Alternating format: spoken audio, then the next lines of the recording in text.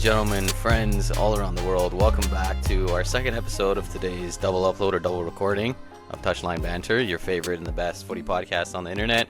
I'm one of your hosts, Cheyenne Karimi, alongside my friend Ruben Chavez, my co-host. On this episode, we're talking Jake LaRavia and his breakout season. Oh yeah, baby! And if you haven't picked him up in fantasy, is it too late? Stay tuned. No, we might talk about that. We might do fantasy. Imagine. No, this episode we're talking like Premier League. We'll touch on the big games from the weekend, just the news around the Premier League, maybe some Champions League results if we have time. But yeah, we'll jump right into it, and lots of things we can talk about and cover. I'm just going to pull up the fixtures from this past weekend.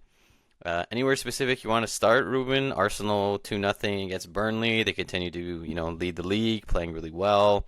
I'm hearing a lot of people saying that, Saliba and Gabriel are the best defensive partnership in the world, if not one of the best in the past few years. Liverpool got a result. United tied, so United Strand can't cut his hair yet. Anywhere specific you want it to go? I think starting with Arsenal, top of the table, because for me it's very quick. They just look like a really good team. Mm-hmm. It's clear that this team, it's not pretty football to watch, but kind of to what I said in the Real Madrid episode, if for those of you that haven't seen it or maybe like just more of the general Prem thing that we do as opposed to like what we do on our favorite team. I don't really care how teams win. Like, I'm not going to sit here and say that Arsenal play the most beautiful football I've seen. They're very industrious. And they're not a team. In a way, they remind me of Real Madrid when they were winning those Champions League. Like, they obviously haven't hit those highs. And I don't think to a man they're as talented. But there were times where I always felt Real Madrid could push an advantage more and could really drive a knife into teams. And they just didn't. They would kind of just be content with like a 2-0 win or like a 1-0 win and see the game out. Like, they would still try to score, but it wasn't. There's a difference in the way that Liverpool played when Klopp was there and Pep's City played, where it felt like they wanted to score every time they touched the ball, and they were so desperate to just keep the game going. Arsenal seemed content to just win off of a set piece. They don't mind winning ugly. They don't mind winning pretty on the times that it happens. They don't mind beating up on teams. They clearly engage in the dark arts, and it's all to their strength. Like, I think they're a really well-rounded team. And, Gyökeres hasn't even really gotten off the ground in the way that we thought he was going to. Yeah. I mean, he scored against Burnley, but once again, Erling Haaland is proving that he might just be the best number 9 on the planet because he just scores every day. But, yeah, it's just interesting to me because this team that Arsenal have really does feel like the team that's going to get things done. And it's too early to say how far they'll go. It's too early to even, really kind of determine where they rank in the echelon of Premier League winners in the past. It's not even Christmas yet. We always say, don't look at the table until Christmas. But right now, they're top. There's a pretty decent gap. 6 points on City, 7 on Liverpool. And both those teams look like they have more weaknesses than Arsenal. This is clearly a changed Arsenal. In the month of October, only one team got a shot on goal. And if you look at the replay of the shot, it was like barely a shot. It was a scuffed chance that went off of a defender that landed safely into Raya's hands. Like, he didn't even have to make a save. So, which is a crazy stat when you really think about it. Yeah. They're a complete wall. They're a unit. Again, while I would not want my team to build the way that they have, because that's a long time without real success and tasting upper echelon success, which I think not every fan base would be comfortable with, definitely not one of the team that we cheer for. It's hard to say that the process hasn't worked for Arteta. Like, they clearly put their eggs in this basket and they gave him the players that he wanted, and it's paying dividends now. The promoted teams aren't free wins this year. I know Burnley and Leeds clearly aren't as good as Sunderland, who we may touch on a bit, but Burnley still is a tough out. They've won a couple games. But I think Arsenal are just a really good team. It seems like they're going to be hard to beat. Um, yeah, I think it's their league to lose. Really, like At this I point, really, yeah, it looks like that. Do you think though, like Saliba and Gabriel are like the best partnership in the world, or and like one of the best in the past few years? Because that's like what I'm yeah. seeing a lot being said. I think they're the best in the world right now. It's hard to think of another one you would put up there with them. Yeah. Everyone knows my feelings on Virgil and Konate. I mean, like Konate's been linked with our club, and we don't really want him. No, thank you. And Thank if you. Liverpool felt like they were settled at defense, they wouldn't want Mark Gahey. So Hmm. I don't think Bayern's center backs are like elite either. Like Yeah. Upamecano's good. I mean, like we have our thing about Yeah. Upamecano. Too Like, I don't- consistent, up and down. Yeah. yeah. City again, like Diaz and Stones, like We know you don't like when they're Stones. healthy. Yeah, I don't. I really don't. Like And that's the what I old, mean. Yeah. like I mean, you know, and like I watch Real Madrid a lot. I think Dean and Militao could be one of the best in the world, but Yeah. Dean's too young and he's too prone to mistakes. And like this Gabriel and Saliba partnership has been forged in fire, you know, and they understand each other so well. And I think that's an underrated part of a center back partnership that you can't really like fast track. Like their knowledge of each other's games and comfortability playing with each other. Like Ramos and Pepe were so good because they eventually, it's like they shared a brain. Like they both knew what they wanted to do, and Yeah. they knew what each other's strengths were, so they could cover the other person's weakness. Like, and I think that's what Gabriel and Saliba do really well. They're both great defenders. Like I would be happy if Madrid had either one of them. Like, Yeah. and that tells 100%. you like how highly I rate them because we just went through like 5 players that people rate highly that I would not be happy with. Yeah. Like, so I think they are the best in the league right now. Where they stand all time, I don't know. I mean, like for me, I do think that people, and this is because I think Ramos is underrated and Pepe is weirdly underrated. Like because people know Pepe as kind of a bruiser, they underrate how good he was on the ball, really. But that center back partnership was actually like really, Very really good, good. yeah. Like people don't give them the credit they deserve.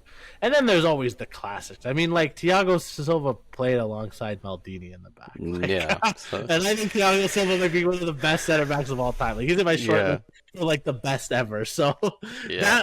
that might be for me one like my pick, but Yeah, all time in terms of like skill, just skill, you could like maybe argue they're in like top 10. I don't think top 5 even, but like in terms of merit and what they've won, absolutely they don't hold a candle to any of the legendary partnerships. Yeah, 100% for me, they're the best partnership in the world. They were never the problem, the two of them, ever since Saliba basically came in and established himself as like the starting center back next to Gabriel as well. That was just established, and they had to figure everything out moving forward. Focusing more on Arsenal, yeah, I can't disagree with you that it's their league to lose, and that's why I picked them to win because I saw Liverpool dropping off, and they have been. Do I yeah, think you they're going called to be? it. Yeah, do I think they're going to be as bad as they have been? No, I still figure it out. I think it's going to be closer than it is now, but I still think it's Arsenal's to lose. They didn't lose a single game in October, if I'm wrong. No, Olympiacos, West Ham, or Fulham. Yeah, and they smashed Atletico Madrid 4-0, which says a lot about Real Madrid if you think about it in that sense. Crystal Palace, they won. They're just consistent, just like Ruben said. They use the dark arts. Do they play completely very nice, free-flowing football? There's the argument. People say that, like, oh, like, teams have to responsibility to play, like, shiny, good-looking football. I don't think so. If you win, you win. Doesn't really matter. Ideally, you want to play nice football, and if you have great players, you probably will. But I don't think we have to play the Pep Guardiola, Barcelona, this and that, whatever, to say that a team is good. They have 25 points. City, who's in second, have 19, and I think that's it. Yeah, Gyökeres is doing what he needs to do. He got a goal after a while, I feel like, so that's good. Player who stands out to me specifically for them is Declan Rice. I think like he's definitely like alongside Chouameni. I would probably put him as like the best CDMs in the world. With him, I think I'd put Chouameni, him, and like Caicedo as like my top 3 right now. Yeah, he's been absolutely great. They don't look like they miss Odegaard because Eze's fit in really well, and you were the one who said would they actually be better with Eze in the team over Odegaard? So there's Didn't that say that. question. Um, it's like, yo, you look at this team, and if they had a left winger, like one of, imagine they got Vinny or Rodrigo, it's like, what? How well would they do?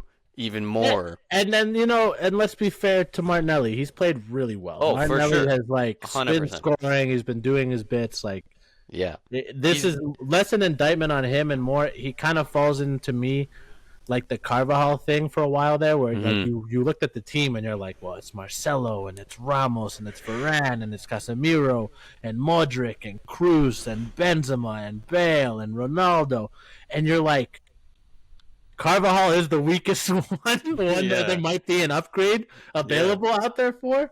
But that's not a slight on. It's more No, just the level of the team was so insane. Like we're even like we had players coming off the bench where it's like Isco and yeah. But at the end the of the day, Sphinx they will never forget never, Isco. never. Asensio, oh my God, Oh my Asensio! He would come in, throw one in from outside the box, top corner. He would get the And start the then next game. Nothing. nothing, zero, 0 out of 10. Yeah, we never forget those days. But yeah, credit to, I mean, to Martinelli, just like Carvajal, they're doing what they need to do. Maybe this was the wake up call for him. They're like, hey, listen, like you need to start playing better, or else you're gonna lose your spot to someone like Eze, who now he's fortunate that Odegaard got injured. Well, yeah, we'll see how they continue doing forward. We'll see how they if they can fare well again in the Champions League like they did, last season. But it's gonna be interesting to continue to watch um, Arsenal. We can move on probably. Do you want to talk about City? They kind of resurgence. They're back into like second place. We can go United if you wanted to. They drew Um, unfortunately after winning. I have a similar thing to say about both of them. So let's just knock out the City of Manchester. It'll surprise nobody for hmm me to say that I don't buy this City resurgence, quote Okay. unquote. They look better. Look, Holland is the kind of player. Like honestly, Pep Guardiola does not deserve Holland. No, you know what? Maybe he does, but like the fans of City or like the Pep Guardiola fans who are fans of City because he's there, hmm like because I hear so much about like I mean when he first got there's like is he making them play worse, whatever, and even still in podcasts I hear about how like a lot of people expected him to be better off like on the ball by this point because like famously when he got Aguero was not great on the ball. Like Aguero was just like kind of a poacher, like an opportunistic striker because he had been coming from Atletico where really like he was just living off scraps. Like that was peak Atletico with Simeone, just like defending. Everything was a war. Yeah. I mean, he still does that, but like at least now there's creative players within the team. Back then, like the most creativity Atletico had was if they were gonna knee you in the back or fucking headbutt you in the chest. Like it wasn't too much of a remit. Um, and like yeah, people point to Aguero and his development as a player and thought that maybe um, Holland could follow a similar track where he would kind of become more expansive in his game. And obviously, it hasn't happened. And like as much as again, like I go back to my thing, like it's like do I wish that every player on the pitch knew how to play every position and like was technically great on the ball and was really cultured? Like, yeah, that makes for fun. And like, if everyone can do a nice little flare trick and like link up play on a nice turn, like aesthetically it looks great. And you can obviously say that that player is a better player than ones that can't do that. But like Holland is a nine and he just scores goals. And it's not and like even saying that, like saying he just scores goals is underselling it. He scores like every type of goal from every type of angle and any type of chance.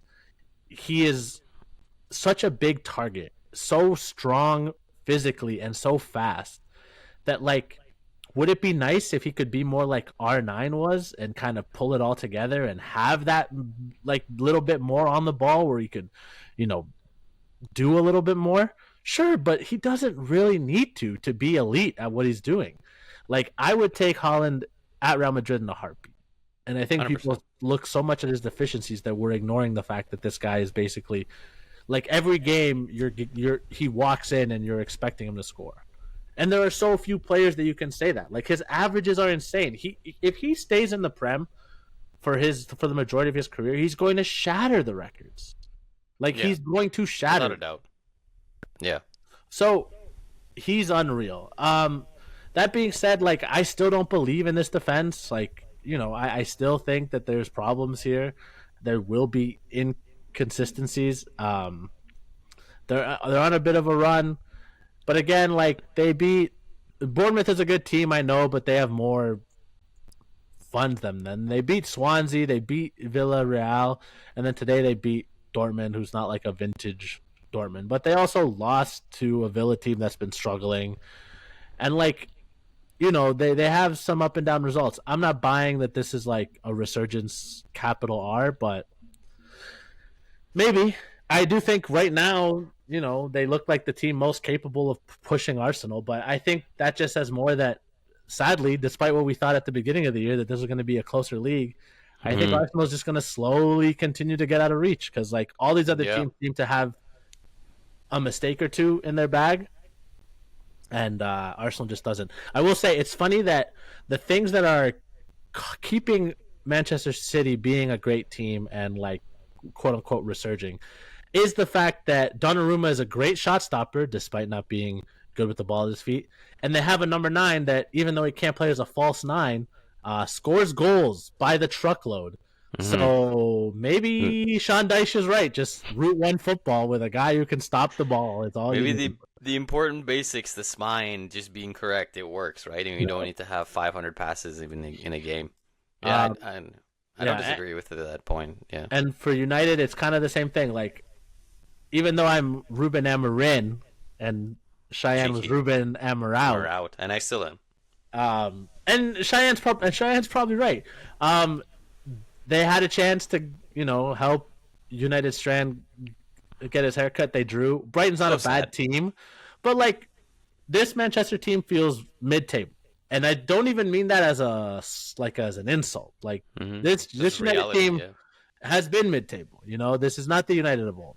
I will say, if I was a United fan, the things that make me happy, even if Emram is not the guy, I think that Cunha's really good. I think Mbuemo's looked really good. And although Benjamin Sheshko has not played well and is apparently gonna make my whole he could outscore outscore Go Chris. Gurkha's thing become a lie. Um, there is the beginnings of a squad there that can attack and do good things. They need somebody in there besides Dallo. Dallo is fucking terrible, but like, he can also score a banger. Like, it's hard. This team is hard. This team is inconsistent and a bit of a mess. Their coach is inconsistent and a bit of a mess. I think that if they continue on the year that they're having, they could sneak into the top 4. They could sneak into the top 7. If they get back into Europe, whether it's Conference League or Europa League, that should be seen as a win for this team. They're not pushing for the title. Although, if they had won instead of drawn, they would be in 3rd place. So, like, that shows you the margins that we're talking about right now. But yeah, I don't believe in either Manchester side. City are obviously in a better spot. I will say, similar to City, United seem to have hit on a goalkeeper. I think their goalkeeper is really good. Yeah. Like, Sen Lemens. Yeah. he's still young. Yeah, Senna Lemons. Maybe Belgians can just crank out goalkeepers because Hey. the kid looks good. He's not Courtois, but he's looking good, and I think that's a good platform. I don't know how you feel about the Manchester squads. Yeah. With City, I think it's like just like you said, when you have players of the ilk of Holland and Reinders and Foden when he can play on his day and he isn't the Stockport Iniesta. Stockport Uh, Iniesta. yeah, you're gonna be able to pull in results. Dortmund today was an easy game for them, in my opinion, because we know Dortmund is not the squad of old. They're obviously in a transitioning, rebuilding phase, so they should have won. They won against Bournemouth.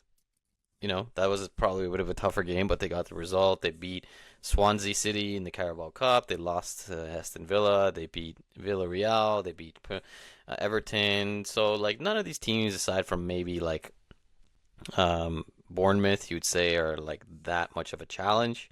So they're beating teams that they should. Do I think that they're going to give Arsenal, like, as that much of a of a threat. No, I actually think Liverpool, even though I think they're not they're falling off, I still think Liverpool will be the main threat just because the squad is better. You can't tell me that. Um, I'm just pulling up the thing. You can't tell me that a team with Gvardiol, Stones, O'Reilly, and Nunez in their defense is better than what Liverpool has, even with Van Dijk falling off as hard as we've said, and Konate and those. So it's just better. That's the bottom line. But yeah, they'll be there. I don't think they'll do that well in the Champions League, just because to sum it up, I think they'll have to outscore teams and they'll have to Yeah. constantly outpossess teams. And they're gonna have to really be safe on the counterattack and watch those. To United, yeah, I was upset. I really wish the run could have gone on so they can get some runs under them, and so the poor kid from United Strength can get a haircut. Again, day that happens, they need to bring him out onto the pitch, and Emerim needs to get the clippers out and give him a nice fade. Um, that needs to happen genuinely, just because that's what you. No, I'm with you. United, I think that would be great. yeah, where United is. To me, in this game, it was kind of the demons of old came back to roost for United. It was just disjointed. They can't defend. Dalot was pretty bad. The back line was pretty bad as well. Casemiro, after having a couple good games, showed that he has no legs again. It was the same of old. Why is Fernandez all that deep? I do agree with you that, yeah, there is semblance of a squad. I said it before, if they played a 4-2-3-1 or 4-3-3, with Fernandez as the 10, they would probably do a lot better. Emerim doesn't want to listen, and I think that's why he's eventually going to lose his job, because he's so rigid in his formation, especially for someone who hasn't won anything. That's probably going to cost them. But yeah, Cunha looks good, and Mbeumo looks good. Šeško is young. I think he will do well.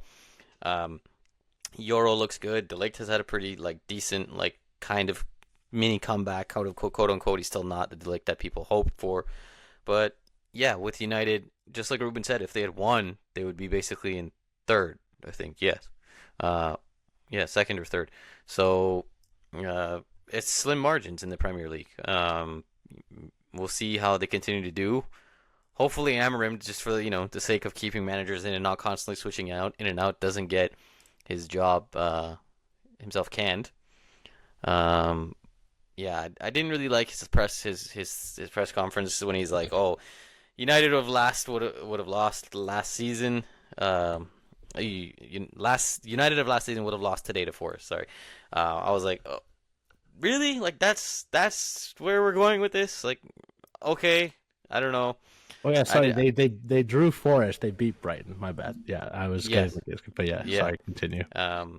Yeah, I didn't think that was the smartest thing to say. That's why sometimes I think he's too emotional and a little too invested in it, and that's why he says some stupid things at times. But yeah, we'll see how they do next. It's basically just the Premier League for them. Obviously, we know that. But yeah, and we can. I mean, Liverpool got a result. We can go there. Did you want to talk Champions League? I mean, we can talk I think we could go Barcelona if you wanted to, or Bayern beating PSG. Before we talk Champions League, I want to say Tottenham Hotspur. Oh yes, I am completely forgetting about that. Yes. What is going on? The Thomas Frank fraud watch continues. They beat Copenhagen yesterday 4-0, but that's Copenhagen, and it should not be surprised. Yeah, they were on a bad run before that. Everton was there. They beat Everton, but before that they lost to Villa. They drew Monaco. Obviously, they beat Everton 3-0, but then they lost to Newcastle. And in a game that my friend Jake and other people described it as the worst performance they'd ever seen Spurs have. Against Everton or Chelsea? Sorry. No, that the worst performance one was against Chelsea. Chelsea, okay. Where they lost 1-0. Mm-hmm. They also didn't look good against Newcastle, but yeah. All I'm saying is Thomas Frank might be Premier League Xavi Alonso. Maybe he took a job that's too big for him. We might be on fraud watch, and I might have been full of it. We'll see. They still haven't beaten it. Again, I just keep saying the same thing I keep saying about Xavi. Where's the team that you beat that I'm supposed to be impressed with? They've beaten Burnley. They've beaten City, which City's the only one that I think could be considered that. But that was early on in the season when they were still struggling. They didn't have Donnarumma. Rodri still wasn't back, I don't think. But yeah, so they've lost to PSG. They've lost to Bournemouth. They beat West Ham. That was like pre. That was like pre them firing Graham Potter. Hmm. They beat Villarreal, drew with Brighton, beat Doncaster, drew with Wolves, who are in the relegation zone and have fired their manager too. Drew with Bodo Glint. They've beaten Leeds. They lost to Aston Villa. Drew Monaco. Beaten Everton, and I think that was the match that cost. Oh no, wait, no, Everton hasn't fired David Moyes, but yeah, they beat Everton, lost to Newcastle. Now I've lost to Chelsea. This is a Chelsea team that today tied with Karabag, right? Yes. Yes, Karabag. So yeah, all that to say, of all those wins, draws, results, the only team that you could say like, oh man, maybe we don't expect Spurs to beat is Man City. And funny enough, historically in the last few seasons, they've played Man City really well and have gotten results off of them. So even that result isn't like crazy when you look at their recent history against that club. Um, just something to keep an eye on. I think that people sometimes underestimate the difference between you're coming from a club where you're not expected to win all the time. There's less demands in terms of like competitions that you're in and expected to like succeed in. You can get away with certain things, and any result you get that's surprising is lauded, and the results that you get that are kind of expected for a mid-table to lower table team, people hand wash away like, yeah, obviously you're going to lose to Liverpool 2-0 or 3-0. The jump from going to that to, like, again, say what everyone about Spurs, they're considered one of the big six. They were part of the Super League, however brief that was. They consider themselves a big club. They have that stadium for a reason. They want it full for UCL nights, and they want to be a factor in that competition. You could argue that's the reason why they got rid of Daniel Levy, that they want to spend more and they want to change the perception of the club and the sporting direction of the club. You have to get the results. So far, he hasn't been. Like, are they in a quote-unquote healthier spot than they were last year? Yeah, like, last year, Ange wrapped his hand in and basically was only playing for the Europa League. But I don't think that necessarily means that they found the coach of the future. But, maybe I'm wrong. We'll see. They play United this weekend, so it's a real clash of two managers with something to prove. Yeah. They won against Copenhagen yesterday. Was it today? Yesterday. So, but again, it goes to your point of these are teams that they should be beating. Spurs haven't faced any fierce competition. Anytime they have, like specifically Newcastle or Villa or whatever, they've stumbled. To me, at the beginning of the season, like there was signs from Thomas Frank that he was assembling something. But yeah, again, like you can assemble, a cohesive team against mid-table and lower league teams, but if you can't do it against the big teams that matter, then how good of a coach really are you? So I hope I don't have to eat out my words, because he seems like a cool guy. I don't know. I just like his vibes, if that makes sense. He seems like a nice guy. I like the way he speaks. I like what he did in Brentford. So hopefully it doesn't go that way and Tottenham does do well. Should we go to the Barcelona Club Brugge game? Because there's some interesting things we can talk about, or is there anything? Yeah, no, sure. Yeah, let's go. Yeah, I'll let you go after this, but I was just watching the highlights here. Okay. Wow.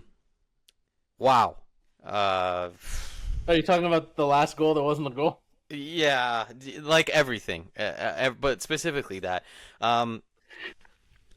People want to tell me and Ruben that Barcelona doesn't get any calls.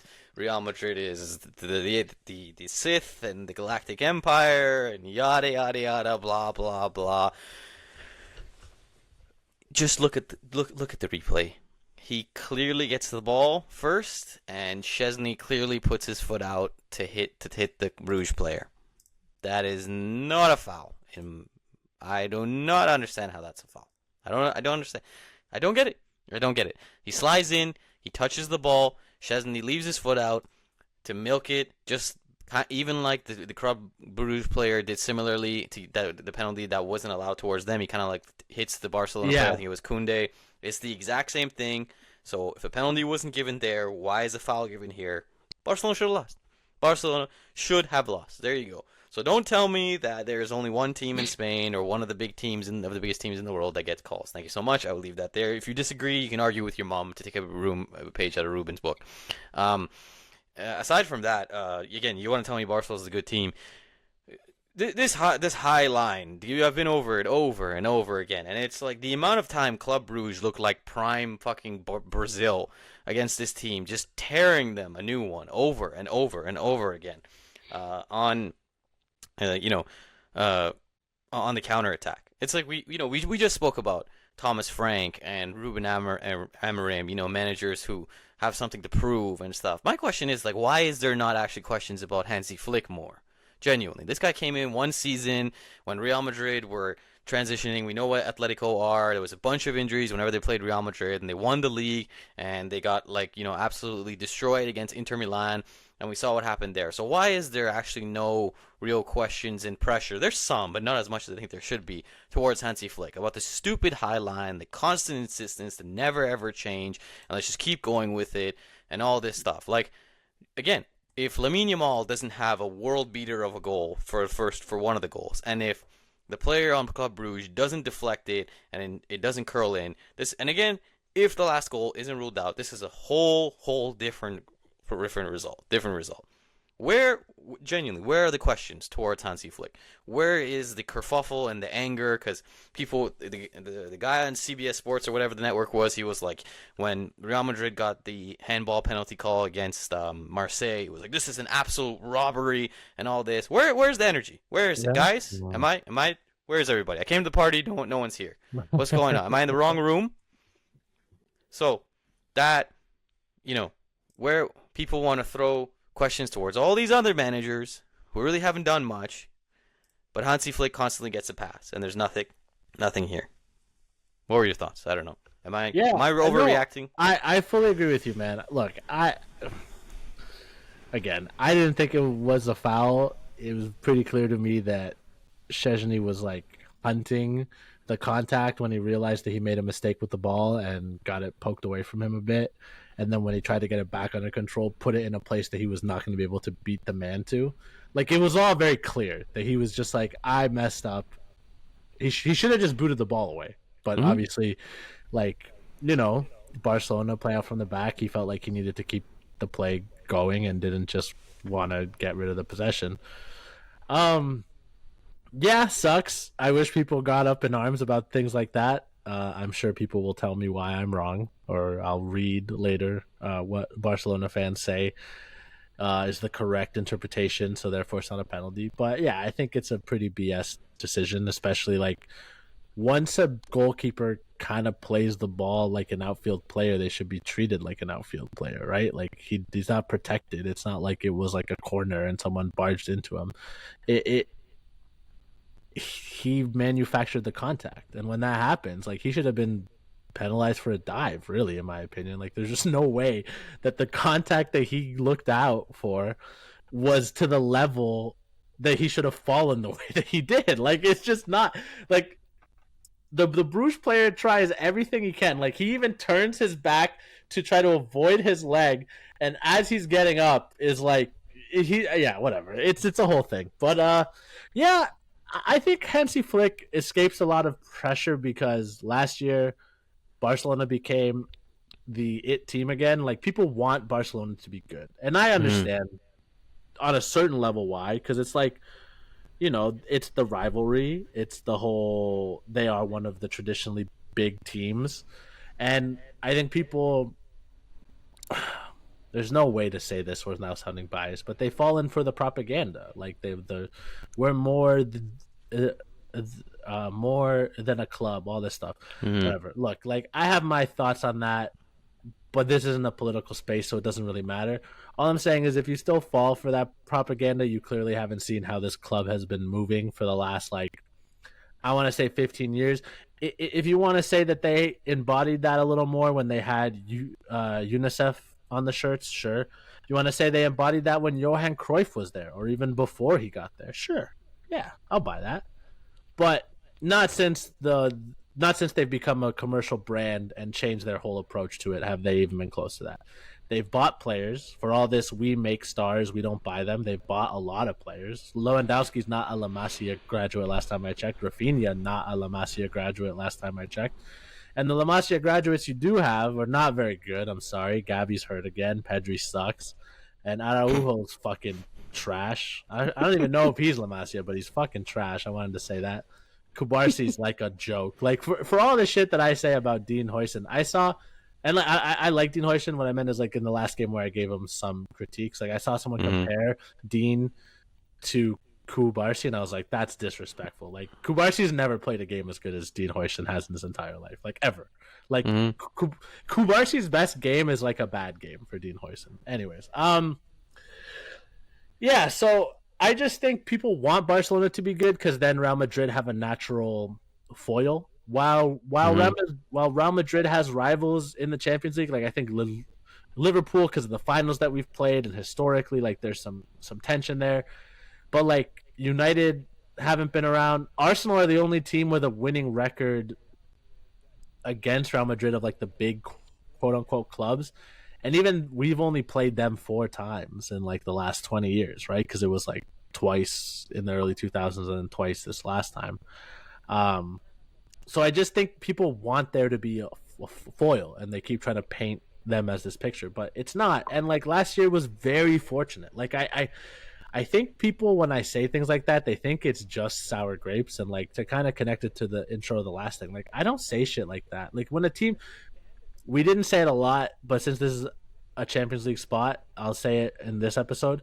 Liverpool played really good yesterday. Like Madrid lost, yes, because they were inept and I think the tactics were wrong. But Liverpool also had to play at a high level and execute their game plan, and they did that. So like kudos to them. They played well. And they have talented players. When I look at Liverpool's squad, I said yesterday I would swap Mbappe for Ekitike like tomorrow. Like, you know what I mean? And there's other players where I'm like, yeah, would be nice to have someone like that, like, or like that kind of profile off the bench or whatever. Barcelona don't have that. And their squad is weak. It's been weak because they don't have the money to invest. They keep kicking the can down the road, and they've brought in some players. But, like, they wanted to get rid of De Jong, like, 4 seasons ago. He just doesn't want to get paid less. Rashford is a reclamation project. And this is what frustrates me. Because, again, it's all these different agendas that people fold into Barcelona. My friend Jake, like, last week when Barcelona beat up whatever small team they beat up in the Champions League, I forget who it was. But it was literally... let's see. Oh, it was fucking Olympiacos. They beat them 6-1, and Rashford got 2 goals. And my friend Jake was like, "Oh, Rashford, he's looking good." And I'm like, "Because he scored 2 against Olympiacos, you're trying to get him in the World Cup squad?" He's like, "No, he's been like better, hasn't he?" I was like, "No, he hasn't. He's doing average in La Liga." And in this game against Club Brugge, again, I'm not saying that like player things are the be all end all, but he got a 6.8. The rating suggests he didn't have a good game. Like, it's not like, where is this thing? And people just want it to be a thing that it's not. So I think Flick is getting away with not getting criticized a bit because they've had some injuries. Like, yes, their goalkeeper's been hurt. Obviously, Gavi goes down again. Although, like, again, with the Gavi thing in particular, it's the same thing that I said to people who were telling me the Clippers were going to be good. If you have to keep telling me that they'll be good if Kawhi Leonard is healthy and if Paul George is healthy, it's like the Sixers now. If Embiid is healthy, if Paul George is healthy. Okay, well, we don't live in if. We live in reality. And in reality, these are injury-prone players now. So you can't bank on them being healthy. You just can't. If that's the foundation of the house that you're building, that's a shitty foundation. Because that's basically like you're saying, well, if it never rains, the house won't fall over. Okay, you better hope you live in a fucking desert then. Like, so that's kind of how I feel about the whole Gavi injury. He's an injury-prone player. He might be for the rest of his career. So to pretend that this team is weaker for not having him, they should be used to it. He hasn't played a lot. Lamine Yamal did the Lamine Yamal thing. He had a really good game against a smaller team, 8.7. Rating, and he got a goal. He's a dangerous player in space with time. That much is true. He can be marked out of games, and again, Rafinha's hurt. They Lewandowski's been hurt, but he played today. I just think that people keep giving Barca passes, and because of that, they're giving Flick passes. I mean, Flick has had to answer questions about whether he wants to move on. He seems to want to stay.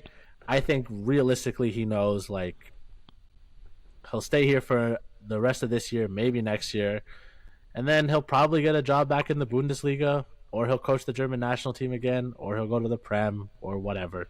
Like this team, the cycle that Flick had was last season. It took again like to expand this, and maybe this will be the link to the PSG thing. If Cheyenne doesn't have more to say, but either way, let's keep this in mind for the PSG thing. Look at them. Look at Dembele. Look at PSG.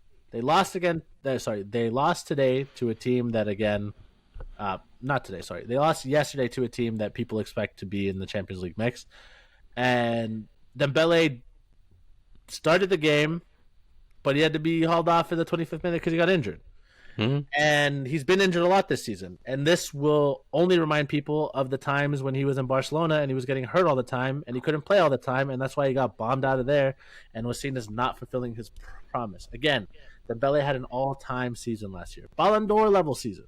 There's a chance he never reaches that again. And Rafinha is in the same boat. Is now dealing with injuries. Whatever. He had one good year in his career so far. One good year. Yeah. And so this is the platform that you're building Barcelona on. And the reason they won last year is because Real Madrid brought in Mbappe when they needed a 9. And also because their high line worked. It was a risky gamble and it worked in a lot of these competitions. But why are they struggling this year? Why are even teams like Rayo Vallecano carving them open? Because it's easy to break when you know that they're going to play it. Like Cheyenne said, Club Brugge looked like prime Brazil. Brother, a man named Forbes got the highest rating in the game. Wait, you don't know Carlos Forbes? Carlos Forbes, 2 goals. 9.0 out of the Manchester United Academy. Didn't play a senior game for them, according to his profile. His career up until now, Ajax, where he went on a free transfer. He made 38 appearances with 3 goals. He was on loan at Wolves for a year, 11 appearances, 0 goals.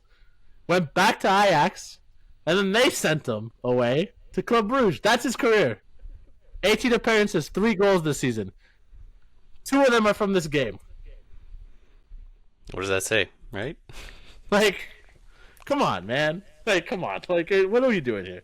So, yeah, it's all. I think people just want Barcelona to be good, which is why even when I hear people giving them compliments, occasionally someone will mention that their financials are fucked up and there really is no room to improve the squad. Like, whenever Lewandowski starts really breaking down, and if Pedri and Gavi keep dealing with these injuries, there's no obvious like player they can buy or replacement they can get because they don't have money. So when you're looking at guys like Casado or Eric Garcia or Kubarsi or Araujo or De Jong, especially the players that are getting older who may fall out of this squad, like they're not going to bring Rashford back. A, if he doesn't have a good year, they don't want him back. B, if he has a really good year, they don't have the money to bring him back unless it's a loan again. So where is this team going to improve? It's just going to get slowly worse and worse. Yeah. Just throw more money at it.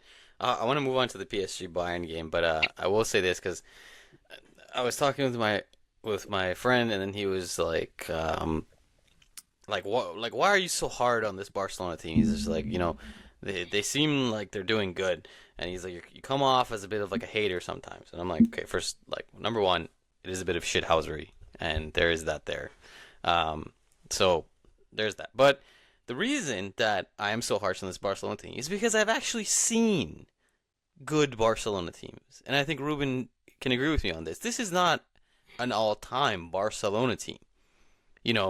the team with Dani Alves and Piqué and Puyol and Busquets and Xavi, Iniesta, and the go before them, Henry and Eto'o and Deco and Figo and all those players. Those were legendary Barcelona teams, and with Ronaldinho in there, who actually deserve to get respect and they deserve to hey, listen, like we have to respect for how they play. Now, do we still have our opinions on how Barcelona plays, and do I still think that Messi was always coddled throughout his career? Yes, of course. I'll die on that hill. That's the hill I've chosen to die on. That's fine with me. But this team is not that. You're gonna tell me that Eric Garcia and Kubarsi, or Eric Garcia and Araujo, are in the same ilk of Puyol and Piqué? I was never even a big fan of Piqué, but I respected what Puyol did. Especially for the Spanish national team. Puyol's really good. Yeah. Come on. Let's just be real. It just goes to what Ruben says, that there's this, the general media and the soccer world wants Barcelona to be good because it's fun when Barcelona's good. It's the cool thing to be a Barcelona fan and to ride the bandwagon of tiki-taka and all that. Where are all the people who used to wear Barcelona kits and Messi kits and all that now? Where are all of them, right? That when Barcelona isn't playing that tiki-taka football anymore and they were doing so well, where'd all they go? I don't see them anymore, right? So this is why I'm saying there's a lot of these fake people who come in and people who say that, oh, you're just a hater. No, I'm not a hater. If Barcelona actually had a good team, I would respect them. But they don't. So that's where basically I'll end it off that one. The PSG Bayern game was an interesting one in my opinion for two reasons. We know the whole Luis Diaz thing. I'll talk about that in a second. But to touch on Bayern overall, they do look pretty good. Yep. I'm not going to go as far and say that they're the absolute favorite like some people are saying right now. But I will give Vincent Kompany credit, who has been under fire and it was on the hot seat for the past 2 seasons or whatever. Whatever he's doing, it's working. It's starting to work. Michael Olise looks great. Gnabry looks great. Harry Kane as well. Kimmich back in that midfield role. Seems like Upamecano is a player who's very up and down, like we always mention. Is kind of finding his role again. So they look good, and I would say they're definitely one of the favorites. Are they the clear favorite? And am I gonna jump on the ride of the bandwagon of Bayern is absolutely the one to beat, like some people are saying? No, I don't think so. I still think they have room to grow, and teams like Arsenal, PSG, even Real Madrid, Liverpool, teams that are kind of up and down, will still always be more favored in my opinion. On the Luis Diaz note, yeah, I mean you mentioned it before we started the recording. He's kind of the epitome of what people think South American and Colombian players are.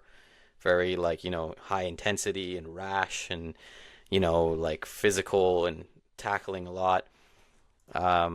He had a great goal, and before that I feel like he was having a great game, and to be honest I think Liverpool really miss him and shouldn't have sold him because he's filled in a spot that Bayern needed and now Liverpool seem to miss. But I can't really excuse that tackle. I don't really see why he needed to do that. I'm just watching the replay again now. I get it. It was it was insane. It was a very intense back and forth. You don't want to lose that duel, but everything looks worse when it's slowed down, and we have to say that. But just the way he jumps in 2-footed and he just cleans out Hakimi's leg, and I hope it's not a long-term injury. He had to be carried off. But yeah, that's just a bad look for Luis Diaz. And yeah, I don't know if it brings in the question of, like you were saying before, of the whole thing of, our South American and our Colombian players specifically like that. But yeah, what did you think about the game in general? Do you buying Bayern, or what did you think of Diaz? Yeah, I'm honestly surprised that you're not buying them as much. I guess Okay. there are some caveats here. This is a beat up PSG. So Desiree Doué is still out. Kvaratskhelia just got back to the team a couple weeks ago, and he's still seemingly getting back into form. He hasn't looked great this year as a whole. Dembele, like I said at the tail end of the other topic, left hurt. Seemingly he's going to be out again. Hakimi went hurt. He's going to miss a couple weeks with severe ankle sprain, is the reporting from The Athletic. Et cetera, et cetera. There's a lot of people. But, it must be said, Bayern are not without injury. Jamal Musiala still hasn't Yeah. come back from his broken leg. Alphonso Davies uh, had ACL injury. He's still on track to come back sometime in the winter. I do think there's weaknesses in this Bayern squad. They exist like where we've said that they have been. It's in the defense. Upamecano very up and down. Jonathan Tah is not someone that I don't think he's a rock. He's really good, but there's a reason why there wasn't as much of a bidding war or like market for him as I think some people thought. Like some people linked him to Real Madrid just based off of them having injuries last year and the clearness that he wasn't going to stay where he was, right? And there just wasn't that like rush to get him.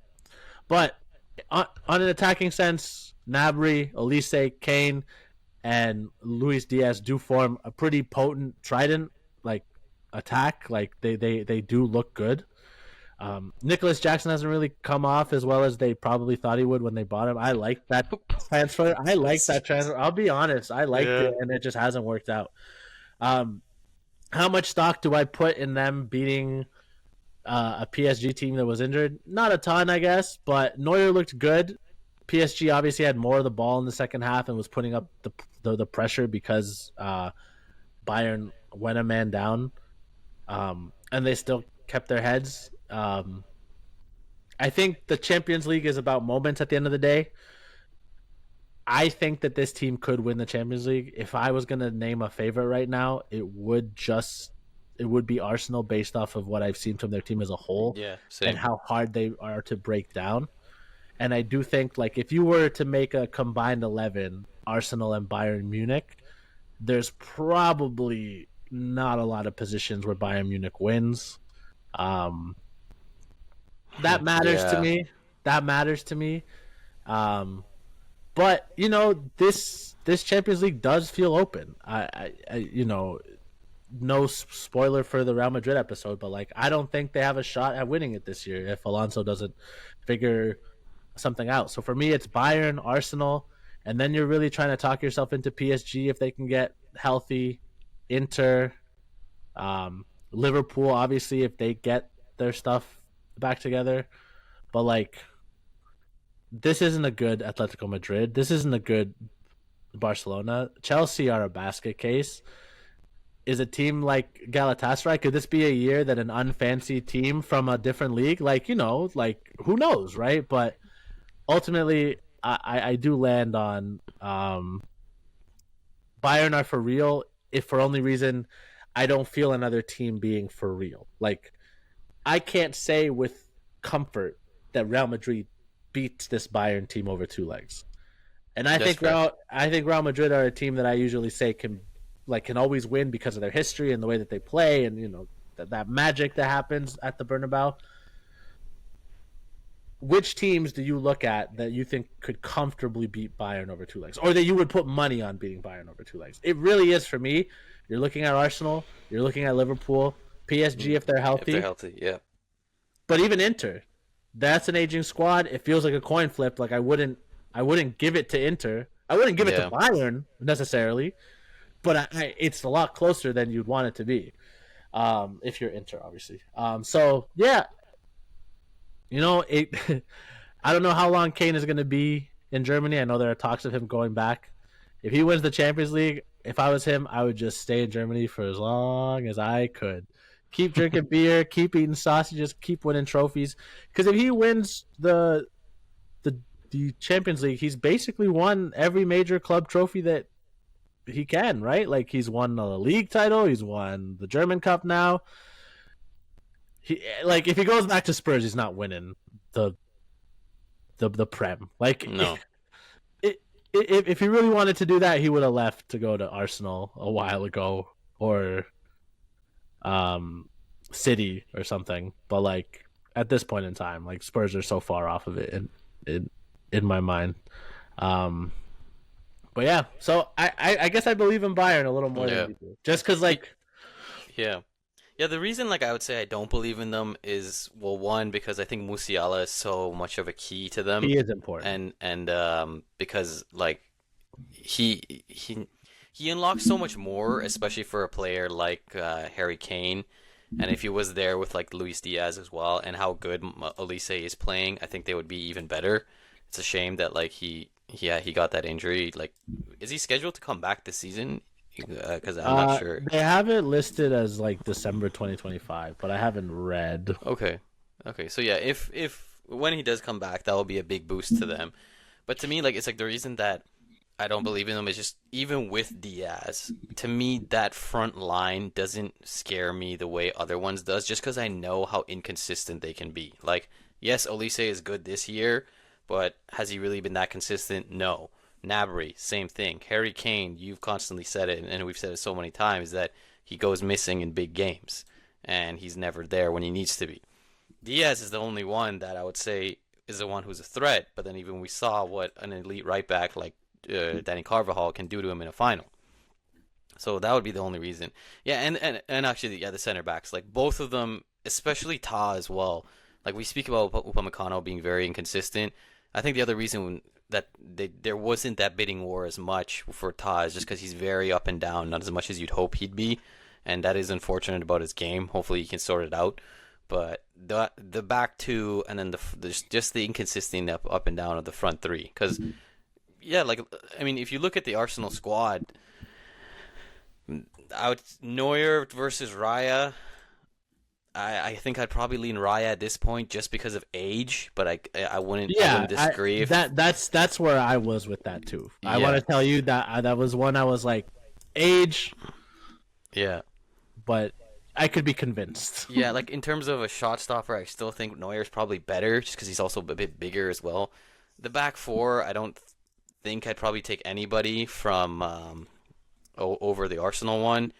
In midfield, if they're all healthy, I think you probably fit in Kimmich in and then you go like Kimmich, Rice, maybe Eze or Odegaard if everybody's healthy, and then the front three. I think Diaz is the only one that you take from Bayern. Everybody else, Saka and Gyökeres, I would take over them. So that's why that's the team that we're picking that to be like our favorite. So when I compare it to them, interesting. See, yeah.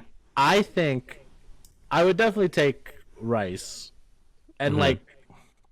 Yeah, I would go Rice. If Odegaard is healthy, yeah, I guess it would be Rice, Odegaard. I think Kimmich probably. Kimmich, right? Yeah, but I would take Saka for the right. I think Kane has to be the number 9, and then I would just take Diaz as the left winger. Mm-hmm. I would just lean Gyökeres because I'm like, show me what you can do in big games because I've just seen so much from Kane. But yeah, I don't disagree.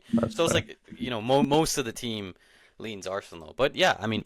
They look great. It's a shame Diaz had to do that. Yeah. Hopefully it doesn't cost them any results in the Champions League moving forward. I don't think it should, but you never know. Yeah, I'm just trying to see who they play next. Wait, they play Arsenal on the 26th. Yeah, they do. That's an so there you go. Okay. That actually will go a long way to determine how real either one of them are. Yeah. What was I gonna say? I just read this update from a Bayern Munich blog. It looks like that's quoting the Bayern chief Max Eberl. Mm-hmm. He was asked about Musiala and his return. Who, like, I guess Musiala is back to running in training. Mm-hmm. The chief said, "We think he can be back with the team in December and maybe even get a few minutes on the pitch so that by January he can be fully involved again." That's good. Yeah. So that's the plan, I guess. Yeah. Obviously, setbacks aren't impossible. Injuries to the knee are very tricky. But not the knee, to the leg, a broken leg. I got him confused with Alphonso Davies. It's so funny. Yo, pour out some liquor for a GOAT. I remember when people were linking Alphonso Davies to Real Madrid and he signed that contract. And I swear I'm not just a hater. Like, I did not want Alphonso Davies to come because I was worried about his injury history. I did think, like, he showed a lot. Like, again, let me say, if we had Alfonso and Vinny on the left flank, like, that would have been devastating. Like, I think teams would be that is some Marcelo, Cristiano Ronaldo Yeah. shit. Because like Davies can score bangers too, Yeah. but his injury history always has me worried. And Yeah. I think he's like, ever since he signed that extension, he's been quieter and quieter for Bayern. Yeah, I can't disagree. Yeah. Some of it through injury, which isn't completely his fault. Like these things Yeah. happen, but it's Yeah. I don't think I was very like in on the signing when like the rumors were like, yeah. the rumor machine was kind of like really rolling, but things work out, right? I mean, Alvaro Carreras looks like one of, if not the best left back in the world. Maybe Yeah, man. Mendes. I don't know. Mendes Yeah. is really good. Yeah. Mendes is really good. Yeah. Mendes will always have my heart because he pocketed Lamine Yamal. To be fair though, this last Yeah. Clasico, Carreras fucking Yeah. I mentioned it. Yeah. shut Lamine Yamal down. Mm. Is there anything else we want to touch on before we wrap up? Anything No, I funny, mean, big, anything look, interesting in the world? these two episodes are the peak example of like sports and the emotions that they can bring. Mm-hmm. This episode felt very by the business, by the numbers. We got through it. Like Mm-hmm. we have our agendas, but I think we give good, unbiased takes. Like, it's the funny part for me is if people if this Barcelona were as good as people thought, or if certain teams were as good as people thought they were, then you would be tagging them to be favorites in this competition, and no one really is. And why? Because you can't trust this Barcelona team. It's like you just can't, and that's why I understand why Cheyenne is trepidatious about Bayern, because really, Bayern's history for a while now has been choking in the Champions League. Like besides the 1 year that they beat Real Madrid in penalties and got to the finals and had Lewandowski and et cetera, et cetera. But like it's been a history of failure, really. Yeah. And it you're banking on Kane to score goals in clutch moments, which he is not known for generally. So it's all this stuff, but I do think the Champions League is going to be fun. I do think if there was ever a year that we could maybe get a Porto-like team, this is Could the be closest. this one. This is the closest we'll get, and it's really just because like, what's Galatasaray doing? They're in ninth right now. They're in ninth. They got a decent squad. You don't think Galatasaray with people forget Victor Osimhen's there. Osimhen, yeah. Leroy Sané, Yeah. Icardi off the bench. Oh my God. Wow. If there Yeah. ever was a fall off. Holy know. shit. Wow. I know, Icardi. Man. But yeah, like there's some big games this weekend in the Champions League. In the Premier League. Next week when we record, we'll probably cover those. Tottenham United. We mentioned that already. Sunderland Arsenal. We'll see how good Sunderland really is. Yeah, we didn't say much about them, but like Yeah, I forgot. shout out to Granit Xhaka Yeah. and Sunderland as a whole. Like Granit Xhaka was basically bombed out of Arsenal, became so crucial in Bayern Leverkusen. Like maybe that's why Alonso can't get Madrid to play. Maybe that's who they needed to buy all Granit along. Xhaka created all of Alonso's career. Like, because he was a rock for him, and then now he went back to the Prem. He's playing for Sunderland. He has them fourth in the division. Yeah. I mean, if he, okay, this is not financial advice or a betting show, and gamble responsibly. You probably just shouldn't gamble. Besides, like fun things with friends, like I bet you 2 drinks that this team will win or whatever. But I would put money on Granit Xhaka to score or assist. just out of pure hatred. Like he's gonna be amped. That would be crazy. That would genuinely be crazy. Because if he does it and they win, that's such an Arsenal thing It would be so Arsenal for them to like go out like that. There's no Champions League until the 25th, so yeah, it'll just be like Premier League and probably Real Madrid, La Liga stuff we're talking Oh about. my God! If Real Madrid lose this weekend too, they're playing Rayo Rayo Vallecano. Vallecano. Yeah, they're Yeah, playing Rayo Vallecano. I'm watching Sunderland. I will watch Real I'm Madrid, but I'm gonna just invest my time in Sunderland now. Like, Yeah, if they lose to Rayo Vallecano, I might fly to Spain to kill Xabi Alonso myself. oh my, So this might be the last episode of the podcast where I'm not in jail.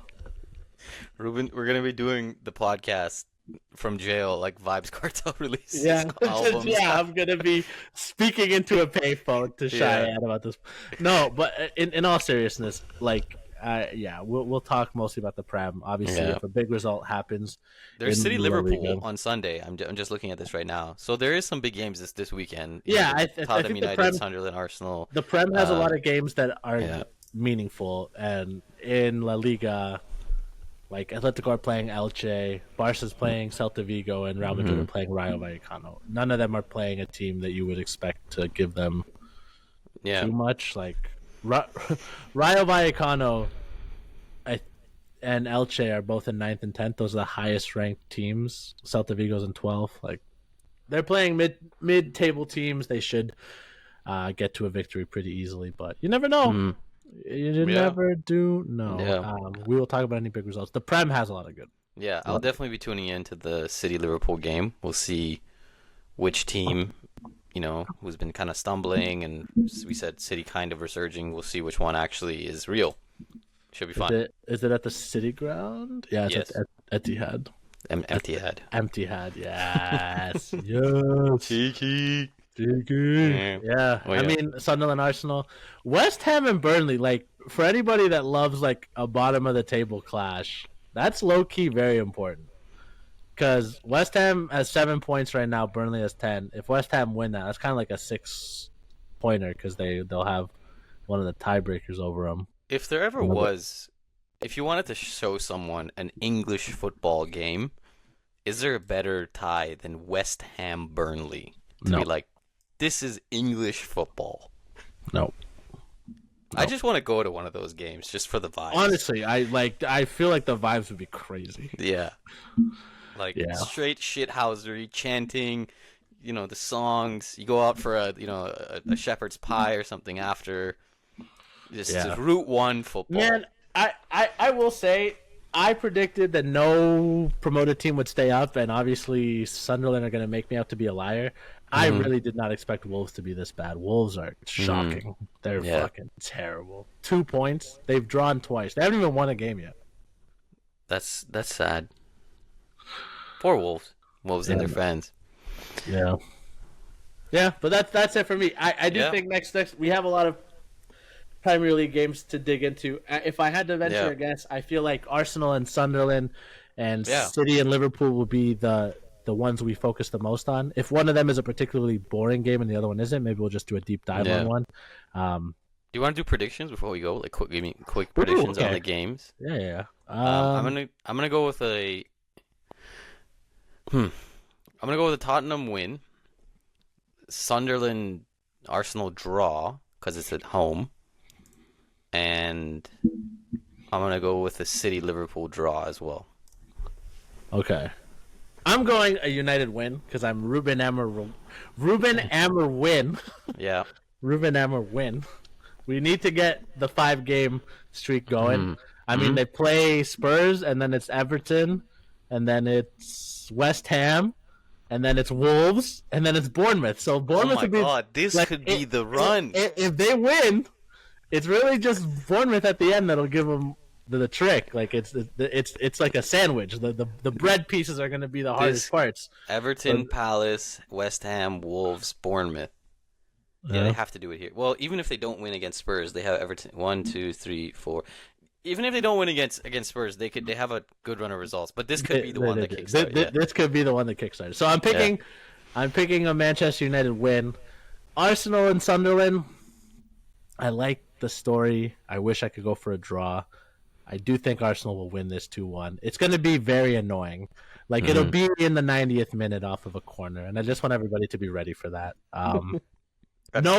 No value judgment on whether that's good or bad, but I think that's what's going to happen. Manchester City, Liverpool. Like I said, I don't believe in the Manchester City resurgence. While I do believe Liverpool are very fragile, I did pick them to win the league. So, I'm picking the Liverpool win. I think they have to get back on the horse, and unironically, while I do think there's problems to be figured out in the squad, they need to get some cohesion up front, and they need their defense to be better. Beating a team like Real Madrid, even if they're not at their best, does do something. It uplifts the team. It is a big result. It is a giant to be killed. Even among the other giants, it's still a win worth celebrating. So 3-2 Liverpool City. There's no way there's not goals. There's no way there's not goals in this game. Like Holland could score fucking 5. Like it's gonna be interesting. But yeah, Liverpool win 3-2. Arsenal win 2-1. United will win. You know what? 3-0. Wow. It's not going to be really close. It's not going to be really close. in. I like it. Benjamin Šeško, goal and an assist. You heard it here first. Put money on it. Put money on it. Again, we are not. Please gamble responsibly. Please don't listen to anything I said about that last one. This is not a financial. That's all from us. This is not a financial. We hope you enjoyed. Do not listen to any of our financial advice. Listen to our to our sporting advice and our takes on there. We hope you enjoyed both episodes. It's in full swing. All of sports is, and it's fun. It's fun to be a sports fan most of the time. I've had a rough week. You have had a rough week. It's been tough. I feel bad because I was so mad and crushed off of just the Real Madrid result. Yeah. Like if I had to pair that with the World Series thing, and again, it's the way that it happened, right? I know. Like it's the way. But anyways. It's all right. We'll see you next time on Touchline Banter. Hey, for those of you that don't like the 20-minute intros on baseball, at least the season's over, so you won't have to worry about that till April. Yeah, and there will be no basketball because the Raptors can't defend a pylon, and we know what the Leafs are, so don't worry about it. We're not interested really in any of those. I don't think that those will be major stories. And the Lakers, as much as I love them, I don't think they're going to make it deep. But you never know. Hey, if the Lakers make it to the finals and somehow lose in devastating fashion, I will cry on this podcast. Yeah, that's a promise. Yep, that will happen. We hope you enjoyed. We hope you enjoyed the laughs. We'll be back again. Cheers from us. Cheers.